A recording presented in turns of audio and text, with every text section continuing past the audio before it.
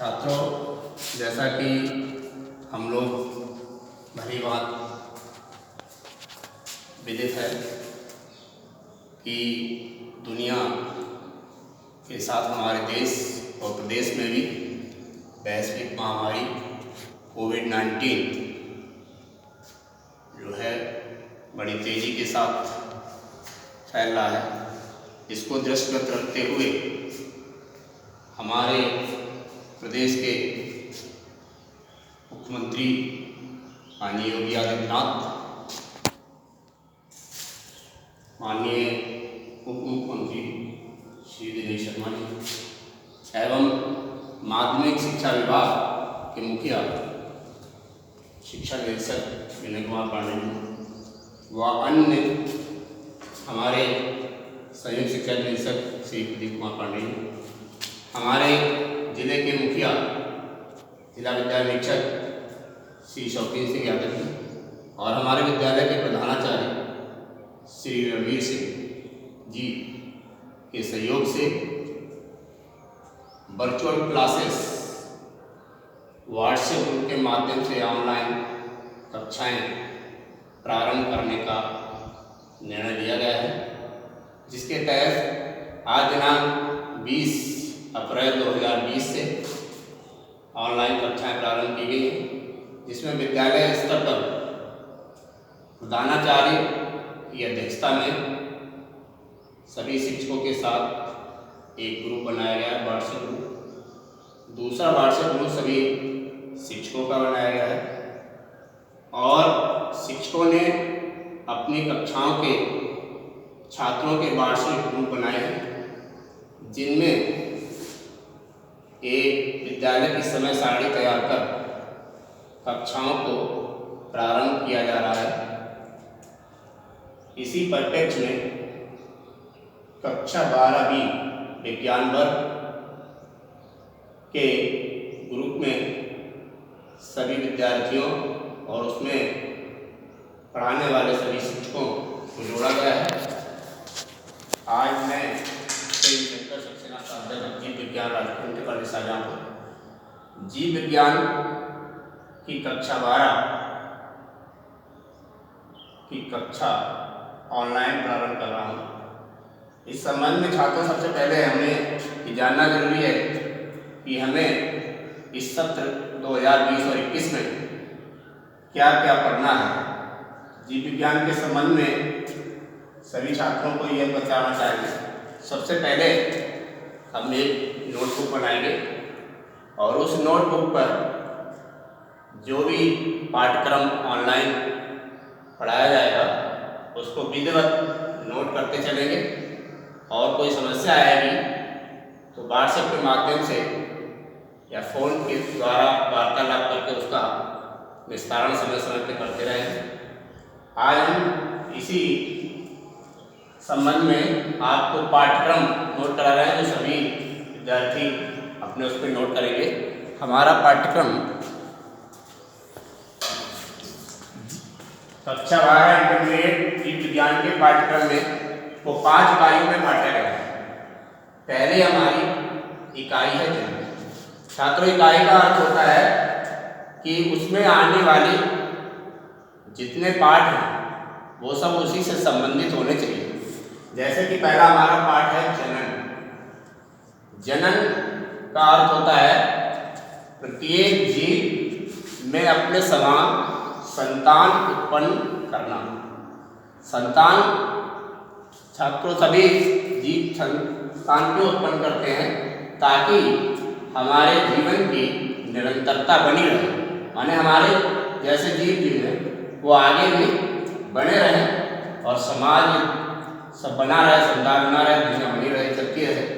इसीलिए जनन जीवन का एक महत्वपूर्ण प्रक्रम है, जीवों की प्रक्रिया है, जिसका पहला पार्ट है जीवों में जनन। माने जीवों में किस किस प्रकार से जनन होता है। इसके अंतर्गत हम जनन के प्रकार पढ़ेंगे।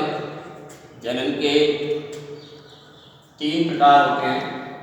एक वर्धी जनन होता है, जिसमें जीव के वर्धी भाग यानी बाह्य भाग विभिन्न प्रकार से नए जीव को जन्म देते हैं, जैसे कि पौधों में जड़, तना, पत्ती द्वारा। इसी तरह से दूसरा होता है अलैंगिक जनन। अलैंगिक जनन में केवल एक जीव, सिंगल जीव द्वारा नए जीव का उत्पन्न होना होता है। फिर होता है लैंगिक जनन। लैंगिक जनन में दो विपरीत प्रकार के लिंग भेद करने वाले जीव भाग लेते हैं, जिसमें एक नर होता है, दूसरा मादा होता है। दोनों में अलग अलग युग्मक बनते हैं और उनके संयोग से जायगोट बनता है। फिर उससे आगे भ्रूण और फिर नए जीव का विकास होता है। तो इस तरह से जीवों में जनन। फिर पुष्पी पौधों में जनन। पुष्पी पौधों में जो पुष्पीय भाग हैं उसमें हमारे चार मुख्य भाग होते हैं, बाह्य दल, फिर दल पत्र, इसी तरह से नर भाग पुमंग और मादा भाग जननांग। नर भाग पुमंग में परागकोश होते हैं, फिर उसमें परागकण बनते हैं। इसी तरह से मादा भाग में जायांग होता है, उसके अंदर बीजांड होते हैं, बीजांड के अंदर निषेचन क्रिया होती है और फिर जो है उससे बीज बनते हैं, फिर नया पौधा है। दूसरी पौधों में जनन होता है। इसी तरह से मानव में जनन। मानव में दो होते हैं, नर जननांग और मादा। मानव में नर को स्त्री, वो नर को पुरुष और मादा को स्त्री कहते हैं। नर में युग्मक जो बनते हैं उनको शुक्राणु कहते हैं। मादा में जो अंडाणु, मादा युग्मक होते हैं, अंडाणु कहलाते हैं। इनमें युग्मक जनन की क्रिया होती है और गुणसूत्रों की संख्या आदि होती है। फिर निषेचन क्रिया होती है, नर मादा युग्मक के मिलने से संयोग से जायगोट बनता है और फिर भ्रूण और फिर शिशु का निर्माण होता है, फिर शिशु से प्रौढ़ बन जाता है। इसी तरह से जनन स्वास्थ्य, माने हमारे अंदर कौन कौन से जो है स्वास्थ्य होने चाहिए, शारीरिक रूप से, मानसिक रूप से। तो शारीरिक रूप से किस प्रकार की जो है स्वास्थ्य है वो इसके अंतर्गत पढ़ेंगे। फिर इकाई दो है हमारी अनुवांशिकी और विकास। अनुवांशिकी जो हमारे अंदर एक तो कायिक लक्षण होते हैं, दूसरे होते हैं अनुवांशिक लक्षण। कायिक लक्षण जो हमारे शरीर के ऊपरी भाग को प्रदर्शित करते हैं, जैसे हाथ है, पैर है, रंग रूप। और जो अनुवांशिक लक्षण होते हैं वो हमें माता पिता से प्राप्त होते हैं, जैसे आँखों का नीला या भूरा होना, बालों का घुंघराला होना और कुछ वंशागति बीमारियां हैं जैसे हीमोफीलिया, वर्णांता। इस प्रकार के अनुवांशिक लक्षण और उनके एक पीढ़ी से दूसरी पीढ़ी में उसकी वंशागति होती है। फिर होता है उसका विकास। विकास के अंतर्गत हम ये पढ़ेंगे, वंशागति का आणविक सिद्धांत। इसके अंतर्गत हम आणविक अणु है हमारा वंशागति करने वाला, यानी कि डीएनए की संरचना और गुणसूत्र, इनके बारे में अध्ययन करेंगे। विकास माने जीवों का विकास कैसे हुआ, कैसे जो है वो निम्न कोटि के जीव से उच्च कोटि के जीव विकसित हुए, उनके क्या सिद्धांत हैं, उनके क्या प्रमाण हैं और क्या उनमें विभिन्नताएं और उत्परिवर्तन होते हैं, ये सब विकास के अंतर्गत पढ़ेंगे। फिर मानव कल्याण में जीव विज्ञान। जीव विज्ञान जो हमारी बायोलॉजी है उसका मानव कल्याण में क्या महत्व है, क्या क्या हमें आर्थिक महत्व है, और इस प्रकार से मानव कल्याण में जीव विज्ञान के अंतर्गत पहले मानव स्वास्थ्य तथा रोग।